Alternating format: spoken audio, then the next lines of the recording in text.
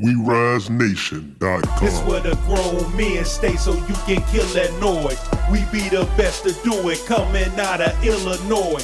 So sit back and relax, close your mouth and listen. We bout to hit you with this knowledge that you've been missing. Listen closely to the Grown Men Podcast. We Rise Nation is the station with the gift of gab. We dropping knowledge on these topics that you wanna hear. We on point with it, get the picture loud and clear. If you seek it, you will find what you looking for. And once you hear us, it'll leave you looking for some more. Open the door, let us in, we got a special vibe. Now close the door, lock us in, and enjoy the ride. We about to talk about some things that make a lot of sense. And what we talking about here sometimes will get intense. That's what we looking for, trying to spark a conversation. Join us live or you can listen on the We Rise Nation. This where the grown men stay so you can kill that noise. We be the best to do it coming out of Illinois. So sit back and relax, close your mouth and listen. We bout to hit you with this knowledge that you've been missing. This where the grown men stay so you can kill that noise. We be the best to do it coming out of. Welcome back to another edition of the Grown Men Podcast. I am your host, BAN, and welcome back to the show. Another thing I want to discuss, Mark, was, a lot of big stuff going on in the NBA right now and a lot of different topics flying around. Of course, Atlanta recently had to cancel. They didn't cancel it. They're still going to have it. I think it's going to be a concert with T.I. or whatever, but they wanted the Magic City night, which, of course, everybody knows that that's like the strip club down there in Atlanta. It's a big thing that's entrenched in the community. There's a lot of leaders saying that, look, it's not just that, but people from outside looking in saw it differently, that the NBA would co-sponsor something like that. Of course, the NBA has pulled out. NBA players such as Luke Cornett, who actually played for the Atlanta Hawks, said that, he thinks that it's something that shouldn't be. Of course, you had pundits on this side of it. Stephen A. Smith, once again, had to give his comments on it, which he was saying, which in a way I kind of agree with him. I hate to say it, but I kind of agree with him on this one, because he was like, what does that really have to do with black culture? Is that something you want to show as black culture? I want to get your take on it. I know you've probably been keeping your eyes on this topic. What do you think about it? Yeah, I know it was something interesting, to say the least. Let's also point out, the Magic City out there in ATL. I've never been. I'm yet to go. Right. I don't know if I ever would. I don't know. Right. But let's point out too that it is a black-owned establishment, which is like a big deal. I mean, but it is a. I don't want to use the word like hallmark, but I mean it is major from what I understand, because how long it's been established and this, that, and the other. It is indeed a strip club, and women, get nude, they get naked and things like that. The thing I find a little bit interesting is there's been a whole lot of moral high ground's been taken with this particular issue. And yet, I mean, you want the NBA to be fan-friendly, kid-friendly, right? All that. Right. And everybody, it should be open for all family. And yet we, we have sports gambling and betting, advertised throughout the stadiums, throughout the buildings. You have even partnerships that get drunk at the games. Even partnerships with gambling. So partnerships with gambling. Yeah. You gotta look at those things. You gotta you gotta look at the fact that you have cheerleaders that dress pretty provocatively. Cheerleading for the teams. I mean, they're wearing shorts, booty shorts, tube tops. They're showing a lot of skin. They're bouncing and jiggling all over the place. I mean, again, going back to the alcohol fans, drink a lot. Some get pretty, pretty drunk, and they say a whole lot of not so family friendly type of language. The players use a lot of language. The players themselves, I mean, a lot of these guys wouldn't be, I guess, considered great, role models. So, like, with all that said, like, I mean, I understand that's the, like, NBA saying, like, yeah, they don't want to promote or, be a part of, like, promoting the Magic City fan night. I mean, but let's just make this clear too. I mean, I don't think that they was gonna have a strip show in the middle of halftime. I don't think they was planning that. It was more for celebration of the establishment.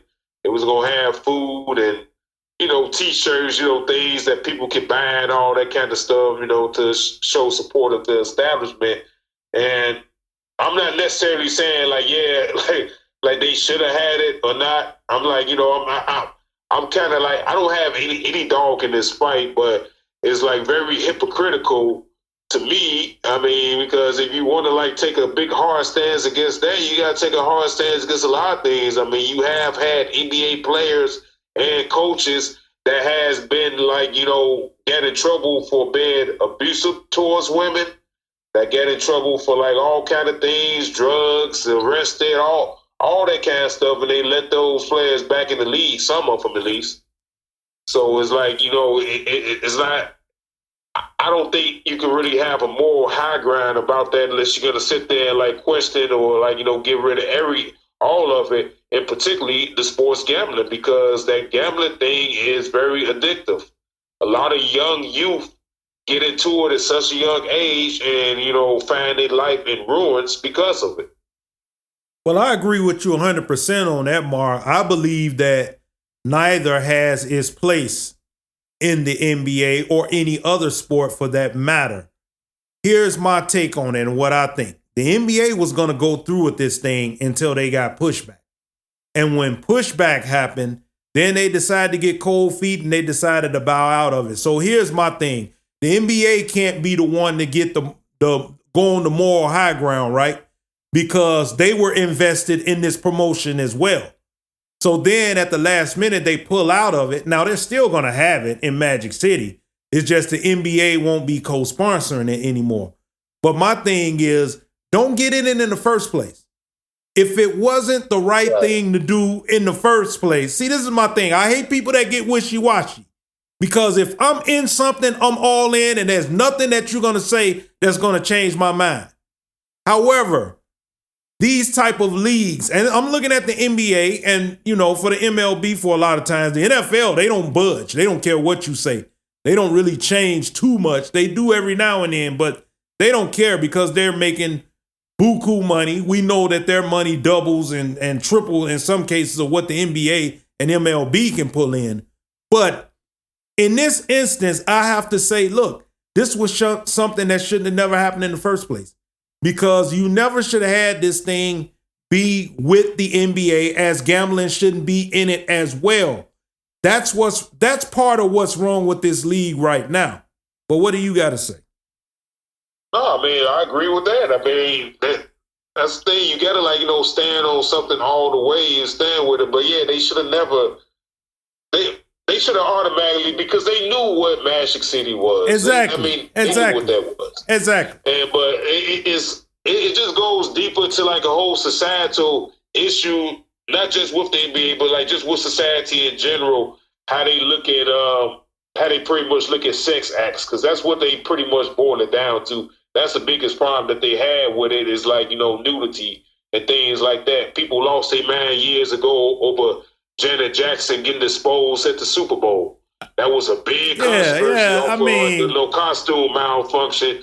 I mean, it's like this country in particular, we tend to have like judgment when it comes to like, sexual activity, behavior, and all that kind of stuff, because we're not supposed to talk about it, right? Like, whatever freaky stuff that you like to do and stuff, okay, that's fine, but just don't talk about it in public. But yet we can sit there and like, glorify things like sports betting and gambling and all that, like FanDuel, sports keys, and bet on the points and the statistics and all that kind of stuff. Yeah. And then we go out and have like military. let's go ahead and celebrate the military, these brave men and women who serve the country and all that kind of stuff. When, like, most of the jobs of people that go into the military is to go and, like, blow up people and shoot people's faces off. Yeah. And do all these violent crimes and all this harm. But that is to be.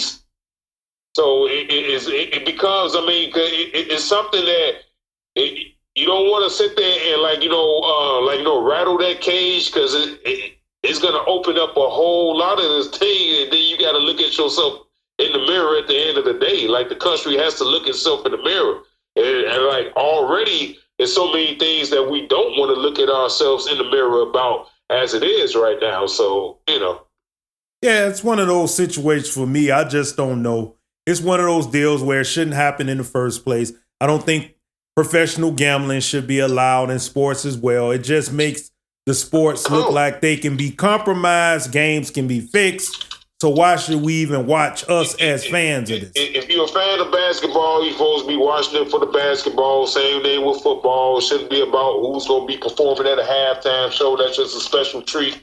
But like you said, like, these days tend to take over the sport, and it sours the sport overall. Yeah, it's true enough. But sticking with the NBA, we want to talk about something that happened recently, and that was the big night by Bam Adebayo down in Miami, the Miami Heat against the Washington Wizards. And his stats was he had 83 points, 9 rebounds, he had 3 assists, 2 steals, 2 blocks. He shot 46.5 from the field, 31.8 from 3. And he had 83.7% on the free throws, which was 36 out of 43. So he had a big night, and everybody is congratulating him. Once again, you had Stephen A. Smith was opening his mouth about how the game that Luka had when he scored 73 was a more credible game than what Bam had when he scored 83. And then, of course, the Kobe game was mentioned. Of course, Michael's 69 was mentioned. So what is your opinion on it? Because I got mine, but I'm going to let you give your opinion and thoughts on this thing. So you already dropped the stats, but I wanted to highlight this stat too. Bam had 30 points in the first quarter. Right. So he got on the roll, he got hot. And, for me, my, initial thoughts was like, wow, what is a great moment? It's good for the kid. I was, ready to give him, all kind of props and all that kind of stuff, because I didn't watch the game. I mean, I pretty much got the news of it second-handedly, but then I went back and tonight, not necessarily watched the, entire game or anything like that, but was watching, most of his scoring, because a lot of people have a lot of heat for him because he took a whole lot of free throws. I think he made 36 out of 43 free throws, right. Something like that. Right, that was the stat. 36 out of 43. My thoughts was he still had to make them though, nevertheless.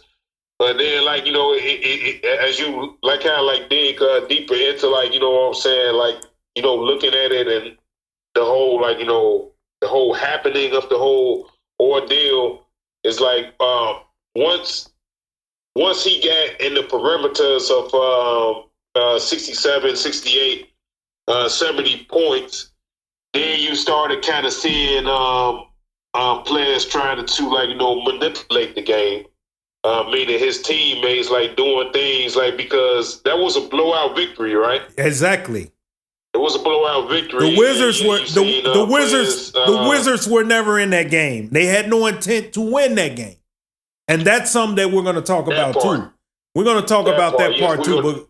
We're going to get into that. But before we do, real quickly, so with that part of it too, pretty much from the beginning, because like you said, we're going to get into that whole thing of today's NBA and how things are conducted. But Bam's teammates on the Miami Heat, they were doing things intentionally fouling and missing free throws to give him all kind of opportunities to keep scoring again, and that's where it gets sour right there. Exactly. Because it's not like it was earned.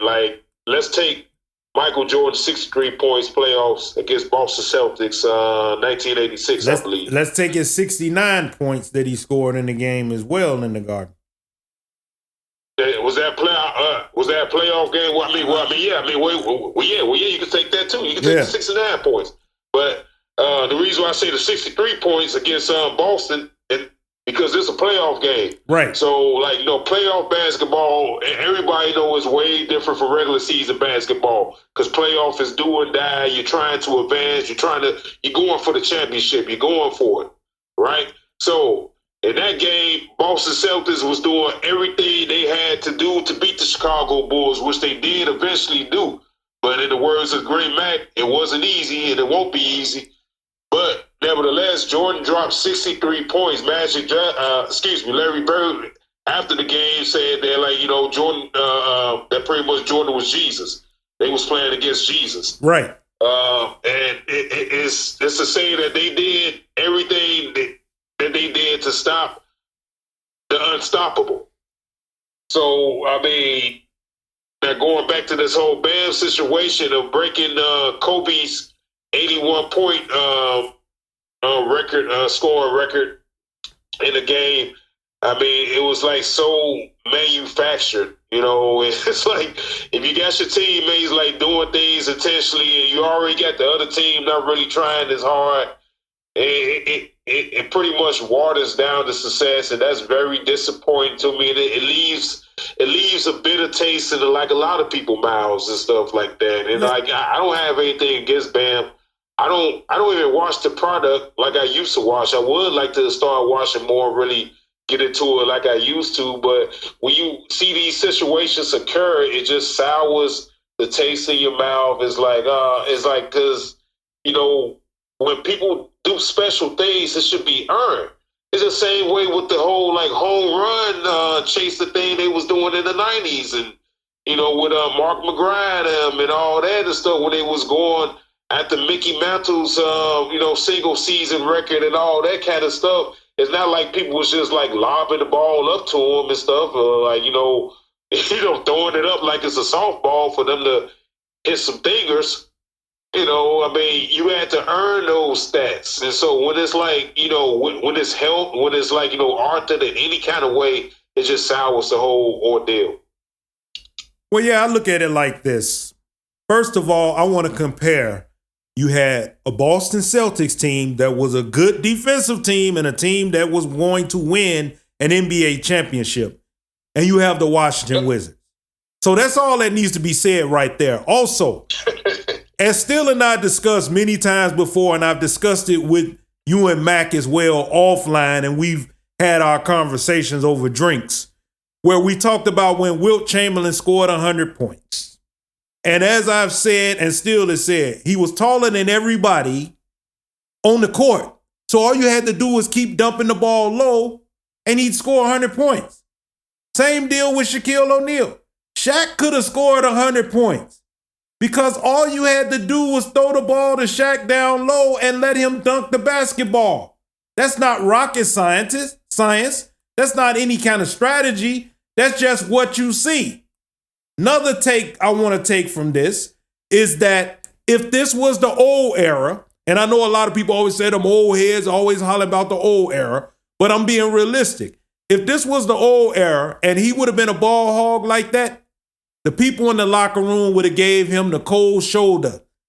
He might even got slapped because that's showing up your team. And for the Washington Wizards, who were also involved in this as well because they got into it too. And they no longer care of being a team as they don't in this modern era.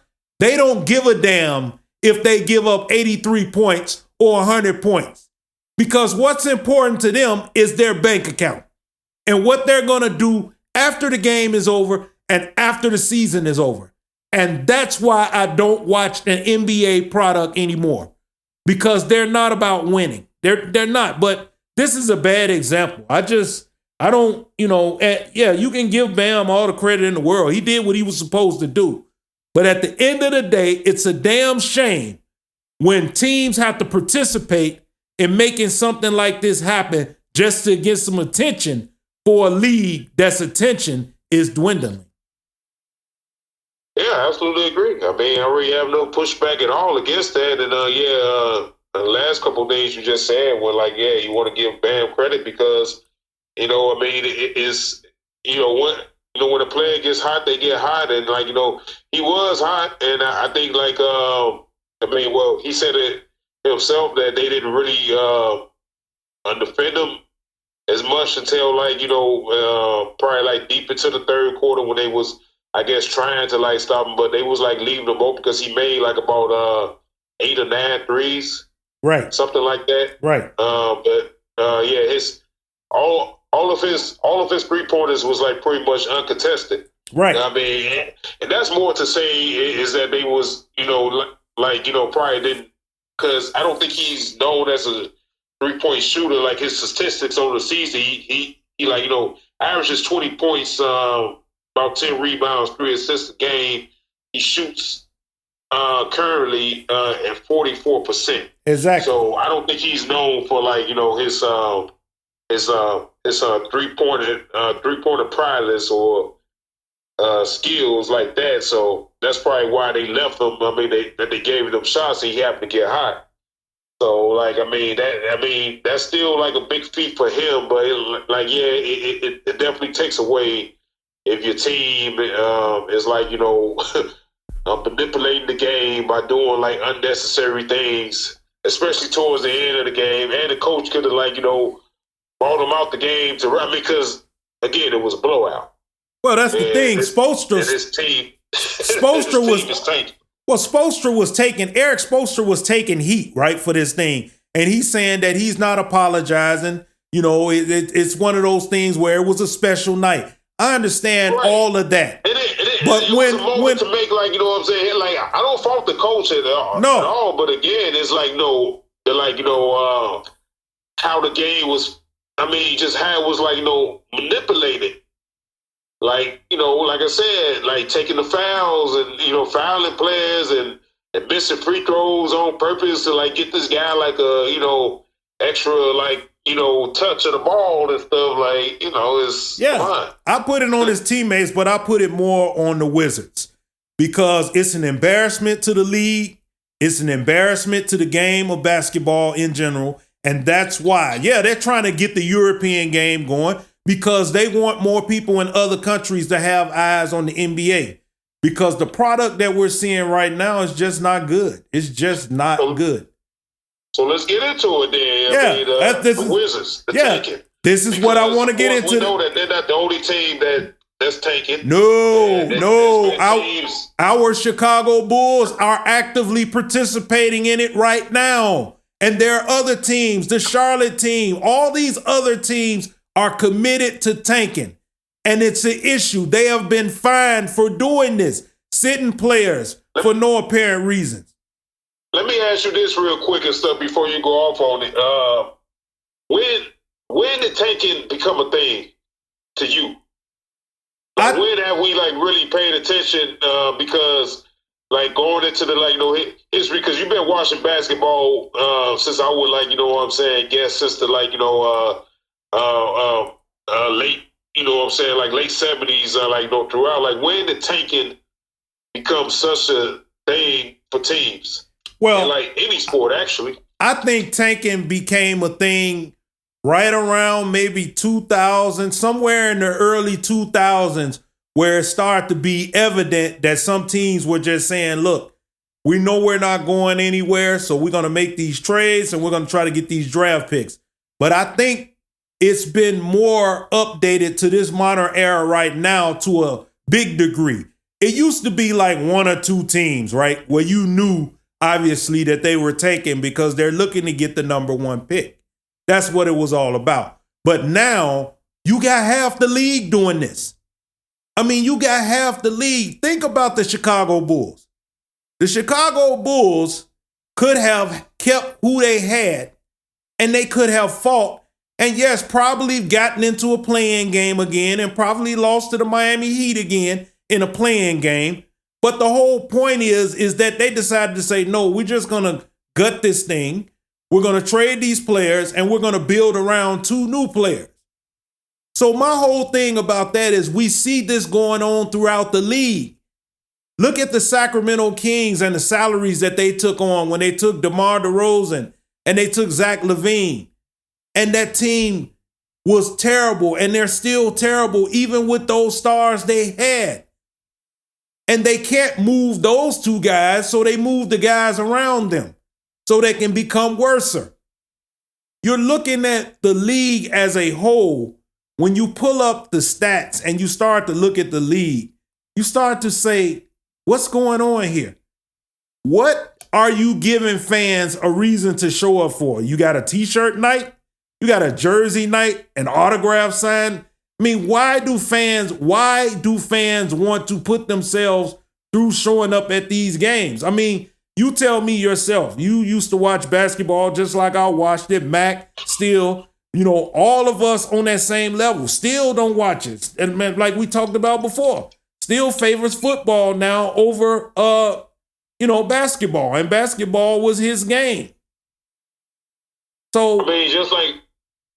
No, my bad. Go ahead. No, I want you to give your opinion.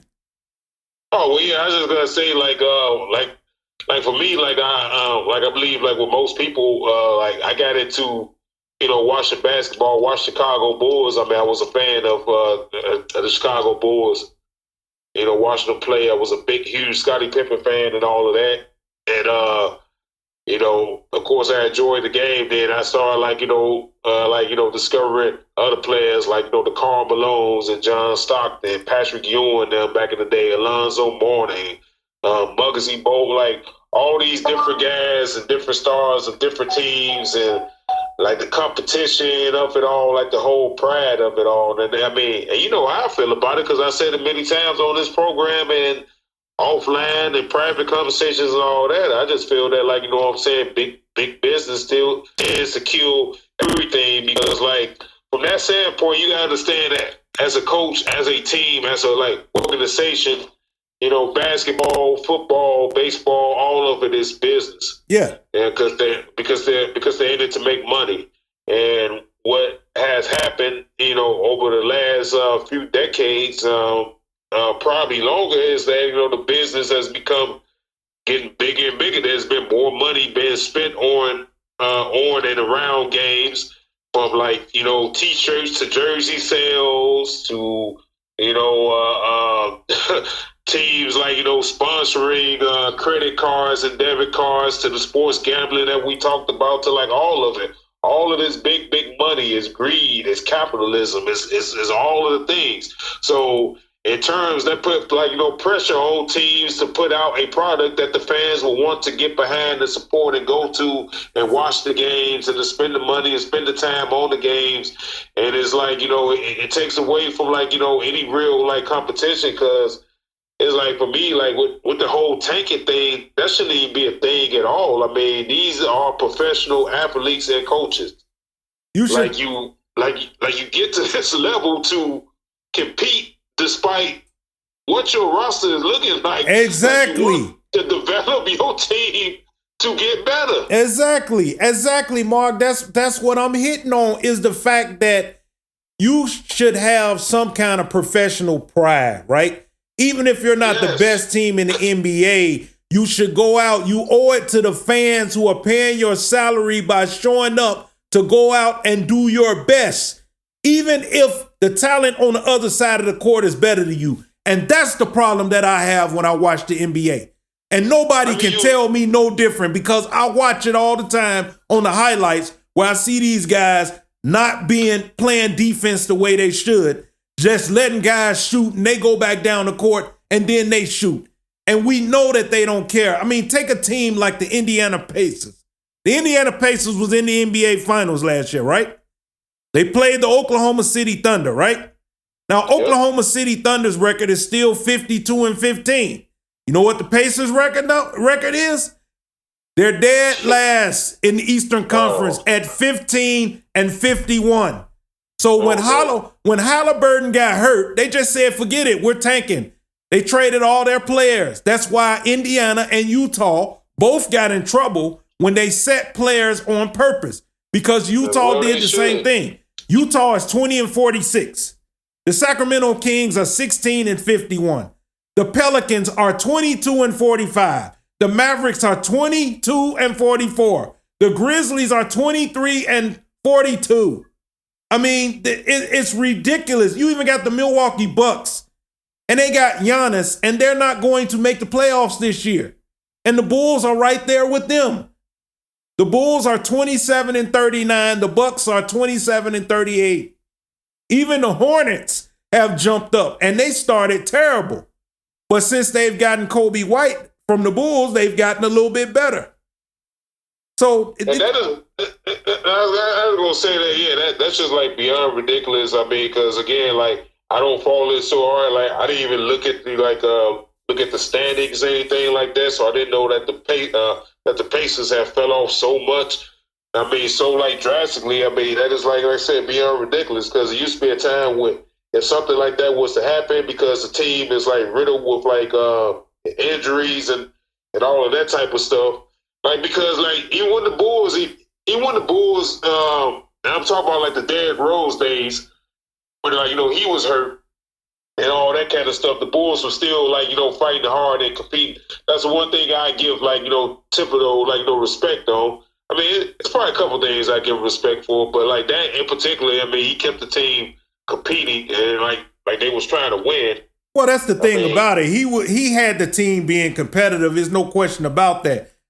Now, we can question his coaching methods, but, the team was competitive. And that's the problem that I have today, is that these teams aren't even competitive. It's not even close, Mark. Yeah, I mean, that's a big problem. That's a huge problem, because I was going to say, too, I wanted to use a team like the Detroit Pistons of the 1980s. Like, I mean, we can argue that they wasn't, like, necessarily a star-studded team. They had Isaiah Thomas. That was pretty much like, they pretty much like only star, like for like a long time. That was their only all-star, right? Right. And you had like other like, more like flashier teams and all that kind of stuff, but they went out there and they competed and they changed the rules, so to speak.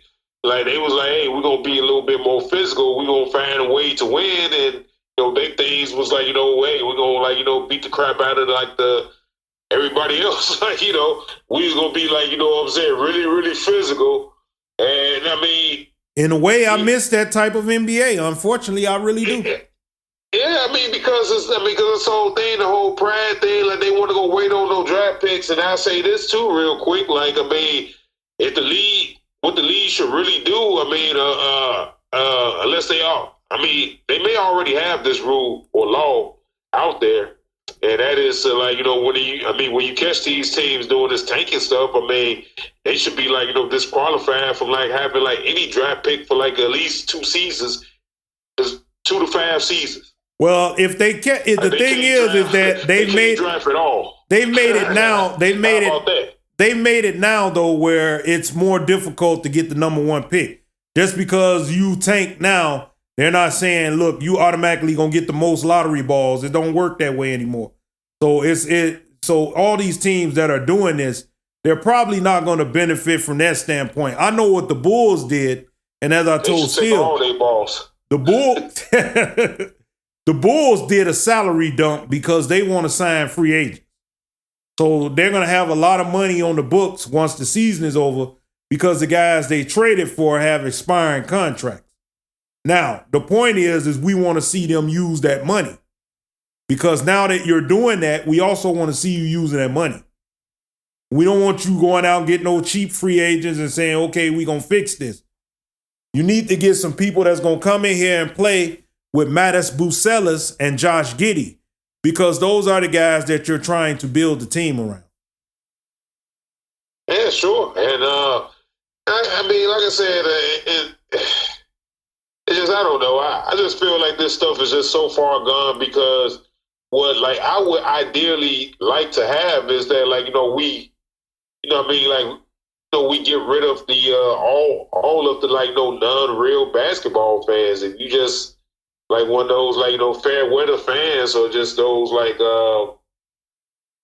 fans that will just come out. I mean, like I guess what I'm trying to say is that like, again, it goes back to like these teams get like in these like desperate situations when they're not selling tickets and then they're selling merch and all of that kind of stuff. And it's like they get a lot of pressure for like ownership. I mean, as far as like the coaching staff, the coach don't want to lose his job and all of that type of stuff. I mean, they're getting all this pressure. So that's why they tend to like, do all the shenanigans that they get involved in. And I mean, again, it just like hurts and takes away from the sport. I mean, it got to get back to the time of where you had like, real competition, because back then that stuff used to be important, like division rivalries. Nobody gives a damn about division rivalries anymore. Right. It's like it's not even a thing anymore. I think they had changed it up, didn't they? As far as like the playoffs rankings and things like that. It's and think about it. And think about it too, Mark. There's another one of the things is think about it. They're now having these in-season tournaments, which, by the way, the fans hate, because you're rewarding teams playing in a tournament. Because once again, everybody has to be a winner, right? You can't have teams walking the race saying, "Oh, we didn't win." Like when the Knicks won, and they like, "Oh, they won the regular season." I mean, the in-season tournament, right? Like this is a big thing. Winning the NBA title should be the main focus. It always should be. Anything less than that would be unacceptable. So to me, it's stupid. It's stupid and asinine that they have that NBA tournament that the fans hate. Yeah, that's like the dumbest thing ever. I mean, I don't have anything further to say when it comes to that in-season tournament. I think we spoke on it a couple times here on the program. Right. It's dumb. Yeah. And I mean, and it just like, once again, it's so self-defeating. It just takes away, again, I mean, you know who that helps? That helps the gambling market. That's what that helps. Because that's something else. That's another thing to bet on. Yeah, absolutely. Absolutely. Well, I'm quite sure it's going to be more we going to hear about this situation, about tanking in the NBA. And we're going to talk about it more. As I said, we get Mac and Steele on the show. I'm quite sure they got some topics to talk about on it. But, yeah, it's one of those situations where it's going to be ongoing because we're going to continue to see this happening because this is the way the league going. Question is, will the fans still be there? Last thing I want to talk about, Mark, is a topic that, you and I always talk about offline, but I wanted to talk about it online, so to speak, right here on the Grown Men Podcast. We both came up, fans of professional wrestling, for the good or bad. I used to get jokes about it in the hood. I want to wrestle, but we did like the sport. We liked the things that was going down in the sport. But the fall of pro wrestling it's a sad story, but it's something that I like to talk about because it was something that meant something to me, and I know it kind of meant something to you in your early years. What are your observations on what do you think was the downfall of professional wrestling? Well, I mean, first let me say that I think a professional wrestler or pro wrestling, I think it meant something to like a number of people. I mean, like, you and I talked about it before. Like, I mean, like wrestling has stressed over a lot of industries, and like movies and other professional sports and hip hop music, things like that. I mean, it was something during our time of watching it. You talk about like for me personally, would be like the late '80s. I mean, you a little bit more earlier than that, right? But I mean, it was something like that was like, unique in its own right, like unique for the time. It wasn't something that was like considered mainstream. It was something that, like, like a lot of, like, so-called dignified people with scarf at it, like, stick their nose at it, like, oh, that's stupid, that's phony. Right. But I mean, it was definitely something unique in the fashion of competition. People call it the sports entertainment and all that kind of stuff, but it was something that can, like, gravitate, that can draw attention, conflict,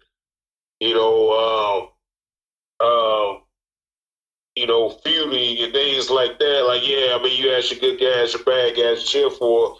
But again, it was unique. It was something special for that, like, that crowd that was into that sort of thing. Right. Then like going into the 90s and all that kind of stuff, it kind of like expanded and like, more people started to like, look at it and get into it. But unfortunately, a lot of the stuff that they was looking at and getting into was for like all the wrong reasons. But like, what I'm saying, people like you and I think a whole lot of people out there and stuff, when it just becomes just a spectacle as opposed to the substance of the sport. So we're talking about going to like the downfall is like when you have too much of a show, not enough story, too much of shenanigans, and you and I are people that listen to like the Jim Cornette podcast that he have out there, right? And all of that, and we tend to be like in alignment of what he be talking about, but it's like again, like when we discuss things about like other like major so-called real sports like the NBA and football and boxing, what we say is like real and legitimate sports, but how real are they when we had a segment talking about the tanking. Right. That's. how real is that? Or how real is like, what I'm saying, professional boxing where like, you see a lot of fights set up like the biggest and most well-known heavyweight boxer right now is a guy that's a YouTuber. Right. So, you know what I mean? So, it's just very discouraging and disappointing. And like, for pro wrestling, I just feel like the gig is up for them. Because it's like you're not seeing the same TV ratings that we seen in the 90s and in the 80s, or where it's like major big ratings. It's like people are watching to like be entertained. They want to see a spectacle. So if you give them anything less than that, it's not going to keep their attention long enough. And then you got the social media, where it's like everybody that's in the wrestling business pretty much put the business all out there, including the people that owns the business. Exactly. And the thing, which I want to double back on what you just said, because, and you'll get a guy like a Dave Meltzer, and he'll say that, oh, well, the ratings are down because, people have other things to watch and there's so many other sporting events. He always makes these same excuses, especially for AEW, instead of just saying, you know what, this thing is not as popular as it used to be. But of course, the people who still subscribe to his magazine and read his online print is the people who are fans of AEW. So he's not going to say anything bad about that company. No, of course not. And there's the rub right there. Like, it's always somebody's getting something out of it. Like anytime somebody says something about anything, yeah. You have to like sit there and question, okay, what are they getting out of it? Mm-hmm. And again, like you have like real hardcore, like, wrestling fans. And like, I want to make a distinct difference between like the real hardcore fans and the ones that's so far gone that they still, it's still real to me. Like the guy that was on internet, they did a whole meme with that. But it's like, some people are like, I don't think I'm that far gone into it, but it's like the whole respect of the talent. You know what I'm saying? Like the sport of the whole art of it. To have a respect for the business is like, stand in character, or like that person becomes who you are. Like, when we used to like Ric Flair, because Ric Flair was Ric Flair. Exactly. He was who he was on TV. He was who he was off TV. That became his identity. And like, other guys like that took it seriously. You can even throw the Bret Hart out there. Chris Benoit, who unfortunately, murdered his family. Right. But before he did that, we had like a lot of respect for him and all that. And it's just like, now it's just pretty much a show for guys. You see guys getting into the business because they're using this as a catapult to get into like other things, to get into movies. Yeah, and, absolutely. Being fashion designers. Same thing like what NBA players do that too. Yeah. You see these NBA guys do that too. They, basketball would be a good platform. Now I got a brand. Now I can go and do a podcast, do some social media stuff. Maybe I can get a damn acting role. Maybe I can get it like Commando. Everything becomes a stepping stone. Like you like lose your passion for like what you're doing. I mean, you don't see people becoming doctors and stuff. Then like, yeah, I'm just gonna do this. There's like no doctorate stuff. Then maybe I get into some movies later on. Right, and give me a side gig. Give me a side hustle. Right. I mean, right. That's pretty much what it is. Like you just said, it becomes a side hustle, and it just like takes away from like what the thing is to where like the thing really ain't nothing to like really look at anymore. And then if you're in that business trying to make money off that thing, it can only be temporarily. Well, to me, it's like we were discussing earlier when we were talking about it offline, when we were discussing about having one belt that's a trios belt, which is what they call in AEW, a trios belt, which is a 6-man belt. Everybody knows what it is. And then you got the World Heavyweight Championship, right? So you're going for the World Heavyweight Championship, and yet you still have that 6-man belt. Like that's the same equal importance as that. And that's the problem that in professional wrestling, it's not just AEW, it's WWE as well, but AEW is really more exaggerated with it because due to the fact that everybody there has a belt. So when everybody has a belt, how does that mean anything to anyone that's watching it? Anything. It doesn't. It don't mean, it's just like we was saying, previously before when we was speaking on the end playoffs or whatever they do with the NBA. It's pretty much a participation trophy. Yeah. Everybody gets a shot. Like it used to be a time like when we was watching doing like the territory days. Okay, you can understand, regional champions, the national champions, right, international champions, up to like to the world. I mean, it's different type of levels, just like you had in boxing and all that kind of stuff, where you had like different degrees, or like even in martial arts, when you go from like, you got the red belt, the blue belt, the brown belt, but you trying to make it up to the black belt. That's the ultimate championship. And when you see companies like AEW, because see what they tried to do is they try to be like, we're going back to the whole, tradition of wrestling, this and that. I get what they trying to do to that standpoint of like, okay, well, back in the, old NWA, you had like the Mid-Atlantic champion, you had the TV champion, the U.S. champion, the national champion, all that type of stuff. I mean, but again, those was like different regional titles that was like defended in certain Pacific territories. Exactly. Like you exactly. Didn't go you didn't go all over the country defending the Mid-Atlantic title. You only stayed in the Mid-Atlantic states. That's where you stayed. The state championship, where you had the Florida state champion, that belt was only defended and recognized in the state of Florida. Exactly. You didn't go to Texas defending that title. Right. Exactly. So there was purposes and reasons to the whole thing. Now it's just like, over there, it's like, okay, give everybody a belt. That's going to help them. And you know what? Even going back a little bit further, Vince McMahon, he was the one that had that, philosophy back in the days to, like, give a guy a belt to help get him over instead of being, like, the other way around. Right. Exactly. Like it's supposed to be. Like, you're supposed to earn that spot to carry that, title. Exactly. Because it meant something.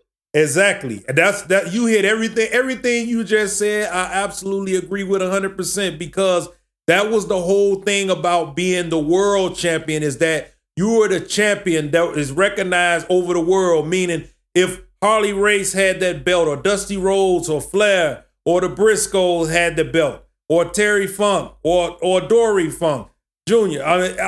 Wherever those guys defended that title, they were recognized as the world heavyweight champion.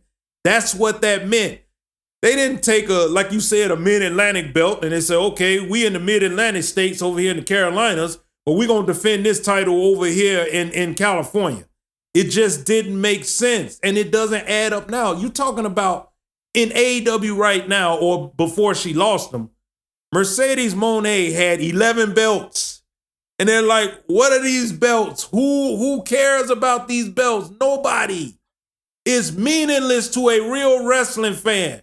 Now, to people who just want to see gimmicks and things like that, it's important to them. But see, I think that the wrestling business or the wrestling entertainment business wanted to run out real wrestling fans. Just like in the NBA we spoke about earlier. I think they wanted to run away real NBA fans, and they have. Now you just got people who just show up because it's a happening. It's an event. Yes. And they show up to take pictures, and they laugh, and they giggle. Like Jim Cornette said, they laugh and giggle. Look at the guy going through the tables. And they get mad if you don't break furniture in a match or bleed or have weapons. This is where it's come to. That's why it's so garbage. Yes. All of that.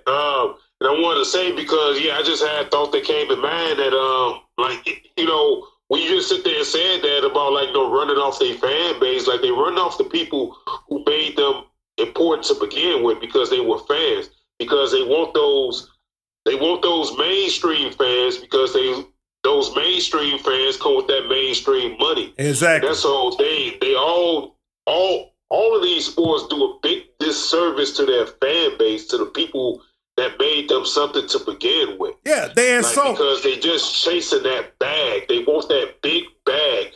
WWE tickets are at ridiculous prices. And we spoke on this before, I believe, in this program. Yeah. And we're going to speak on it again because it's like beyond ridiculous, what they charge, to sit up there and watch a show. What people really, that's all they chasing is out of that bag. Well, they bid on. I wanted to speak on. No, go ahead. No, you go ahead. You had a good thought. No.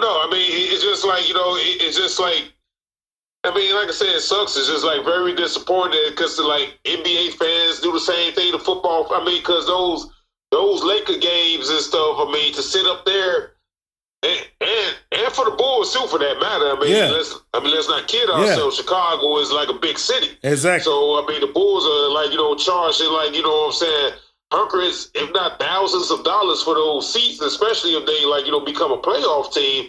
It's beyond ridiculous. Because it's just pretty much price gouging is all of it is, and it takes away for it's gonna of course keep out the true hardcore fans who admire and that would feel so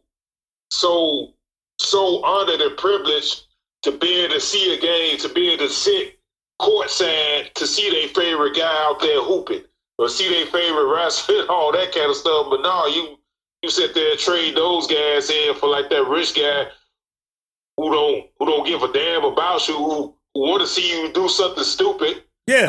As far as professional wrestling, go through a table. Yeah. Go jump off that ladder and almost break your neck. Yeah. Yeah. Absolutely. So I can get a good selfie. Yeah, you 100% right. And WWE is getting a reality check because, see, they moved WrestleMania from down there in New Orleans and they took it out to Vegas, but they finding it hard to fill up that place because people are not willing to pay those prices. That's why they moved it in the first place, because they know people are poor down in Louisiana. They don't have that kind of money. But in Vegas, they feel people was going to flock from other places. And like they were saying on the Jim Cornette show, people don't want to pay that kind of money. People don't have $4, $5, $6 grand to fly them and their family out there to do that. Most average working people don't. So those wrestling fans have been priced out of the market. And a lot of them are saying, I'm just not going. I'm just not going to go. And it is. Because I was gonna say, couldn't they have filled up that stadium with having moderate prices? Do they really need to make people pay thousands of dollars for a damn seat? What's wrong with setting the ticket price range? Even if they went somewhere a range between $50 to $200, I think you would have if they would have filled up what we talking about, a 60,000 seat stadium, something like that, maybe more. Yeah, if you did it, that wouldn't be enough. Yeah, if you got 60,000 people paying somewhere between $50 and $200 for a seat, That's not enough money for them. But see, it's not. That's the whole point about it, Mark, is that, see, in New Orleans, they could have done that. They could have filled up the Dome Stadium down there. They could have done that. But they chose Vegas, and that's a smaller venue. But then at the same time, you're going to jack the prices up way through the roof, and nobody's going to be able to afford it. And think about it. They have 2 nights of WrestleMania. So you think people are going to be able to afford both nights? You know how much money that would cost? Think about the average person that wants to take maybe their son and daughter. Or they may want to go as a family of 4 that wants to go to WrestleMania. You got to pay for your airfare. Then you got to pay for both nights and your room and board. You're talking about maybe 10 grand. Working class people don't have that kind of money, and working class people used to be your core wrestling fan. That was your fan base. Yep. And that's why we saying the Rangers drop. The same way you see them dropping the like NBA, baseball and all that kind of stuff. Once you start being disingenuous to those people, because those are the ones that's gonna put you on the map. They the ones that's gonna make you famous because they work hard every day and they want to enjoy a good basketball game. They want to enjoy a good wrestling show. They want to enjoy these things, and now you pretty much just trapping all, just pretty much spitting in their face. And I mean, you're putting out, products, and you create policies and different kind of things that pretty much turn them off. I mean, again, like a true hardcore wrestling fan, respect the art of the business. They respect the storyline. I mean, but they don't want to hear it called storyline. I'm trying to say they pretty much respect the whole business of it, that performer is trying to get across into the personal issues and things of that when it comes in terms of wrestling. In basketball, of course, they expect the talent and the team building and coming together as a team to try to go against all bets to be the top team of the league and fight hard and play hard, work hard. Same thing with football and all those other sports. But when you start changing things, changing the rules of the sports, making it easier to score, making it where every wrestling match have to have furniture involved, and it got to be all this extra nonsensical drama, and then the referees don't even matter because the referees don't matter because they're not in basketball. They're not even calling, traveling violations with that Euro step. Yeah, the Euro step. And the double step back that they do now, which is just beyond ridiculous. I mean, how is that not a travel? Is beyond me. Right. With James Harden them do it all the time. Right. It's one thing to take a step back, but you take a step back after you take a step back. Right. So that's 2 step backs. Yeah. That's travel all day. What is that? But we're not going to call them because we want to make sure this guy get a bucket. I mean, it just, like I said, it just sours the whole thing. It's like professional wrestling. It's like we talking about right now because for the simple fact, it used to be a time where it was like smoke and mirrors with professional wrestling because you knew it was a work, but you didn't know how they were going to get there. But now these guys are openly agreeing with each other. They're openly talking to each other saying, this is what I'm about to do right now. When you get a guy that goes up to the second rope, at some point in time, when does it look like he's not participating in what's about to happen to him? He's participating. Right. He's co-signing what you're about to do to him. And when you telegraph it and all of us see it, every fan, and people are laughing. It was like the guy who bounced back and forth against the ropes a couple of years ago, and the guy was still standing there like on the video game where they used to stand there and then watch you run across the ropes. I mean, this is what this guy did, and he waited for this guy to get it right where he jumped out on top of him and landed down. And like Cornette said, the idiot of guys in the business, they would have walked out because they didn't want to look stupid. They didn't want to look like idiots, which is the truth. When you show... it defeats the purpose. That's it. What are you even doing it for? Yeah. At that point, what are you doing it for? So... to me, that's where the fall of professional wrestling, it's come to what it's come to right now, which it looks terrible.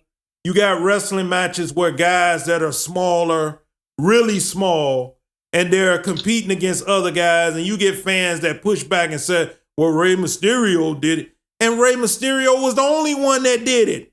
How many other small wrestlers did you see winning matches over bigger guys other than him and the 1, 2, 3 kid, Sean Waltman? And even at that point, Waltman wasn't that small as these guys are. Right. But even then and stuff, I mean, you could even, like, you know what I'm saying, throw in like the Rock and Roll Express and those guys in that mix. But it was like, you know, special and it was rare. I mean, because it's like, you know, every time, I mean, well, and I'm talking about like the beginning days when you start seeing like Ray start competing against bigger guys, which coincidentally started in the before dying days of WCW World Championship Wrestling, when they had him beat Kevin Nash. It was a fluke. It was a surprise. Like, it was something, and then, you know, and that's how Ray, you know, when like he would, like, you know, wrestle an opponent bigger than him, like you could see him because of his skill set and his speed and his like his aerial attacks. Okay, you can see that being a possibility where you can catch a guy, like, you know what I'm saying, not looking or sleeping and stuff momentarily, because all he did is boom, 1, 2, 3. Right. And I mean, those was things that were special, but not like, you know, having a big guy like Pitt, you know, put Ray through 16 tables and he keeps jumping up and all that. No, that stuff didn't happen. Right. Because it was nonsensical. I mean, you can see a smaller guy. I mean, the story of David versus Goliath is always a great tale, a great story, because everybody loves a good underdog story. Right. It's like nowhere in the world possible this guy, when like Flair took on Big Van Vader and stuff, he had to put his career on the line in 1993. And it's like, you know, Vader was a beast. He was the champion. I mean, you know, he was a champion on every single continent. Kind of going back to what you were saying with the lady at AEW who had all the belts and stuff, because that was kind of a call back to what Vader was doing. And the only difference is when Vader had those titles around all the continents, he was actually going around the world defending those titles. He actually earned them titles. Right. But, you know, Flair took on him, and nowhere in the world Flair should have beat him, because Vader was younger and stronger and all that kind of stuff. And Flair got beat up throughout the whole match. But he was able to, like, you know, catch Vader making mistakes. Vader made the mistakes. Flair was able to capitalize. Then Flair, got like a sneaky roll-up victory, a quick 1, 2, 3 to, like, you know what I'm saying, win the title. That's a story that you can build on. I mean, nowhere in the world you should see somebody the size of a Rey Mysterio or any of these, like, other, like, you know, skinny, buggy arm guys. That's what Cornell likes to say. The buggy whip arm guys, right? With no kind of muscle, no kind of definition, no kind of athleticism, or like, even if they do have a whole lot of, you know, athleticism, if you only about like 195 pounds and you're going against somebody that's 270, I mean, it makes no sense for this guy to be able to, like, you know, keep up with the bigger guy head to head. Right. So it just, once again, it just kills the business. It just makes it look stupid. And, like, yeah, people are not going to watch that stuff except for the people who could afford to go there, just want to see a show and laugh and giggle. Well, yeah, it's one of those situations. They're not going to want to see it ever again in their life. So let me add that, too, because that's another thing about those mainstream fans real quick, because I know we got to wrap.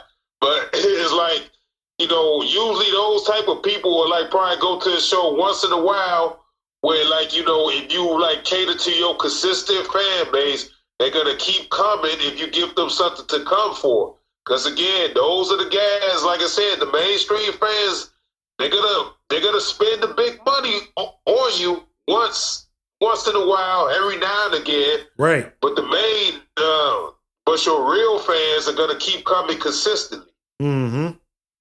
Yep. I agree with what you said, Mark, 100%. Well, we'll wrap it up on that note because it was a very interesting topic. You know, we went long, but hey, the conversation is good. We're going to give you the best of what we do here at the Grown Men Podcast. Well, folks, head on over to WeRiseNation.com. See all the things we got online. Check out the music. Check out some of the blogs. Check out some of the vintage merchandise as we continue to do different things on the website. You're going to see more stuff. And I'm quite sure between now and the next time we speak, we'll have a dozen other topics to talk about. Mark, it was glad that you came back once again to the Grown Man Podcast. Yes, indeed. Yes, please check out WeRiseNation.com as you mentioned. And always feel free to leave some feedback, leave comments, remarks, and if you see us on like YouTube, hit us up, hit those links. And we're going to keep on doing what we do over here, man, letting y'all know what's going on and what's in the mind of these grown men and, steady rise. All right. Well, folks, until next time, I am your host, BAN, and I will talk to you soon. This where the grown men stay so you can kill that noise. We be the best to do it coming out of Illinois. So sit back and relax, close your mouth and listen.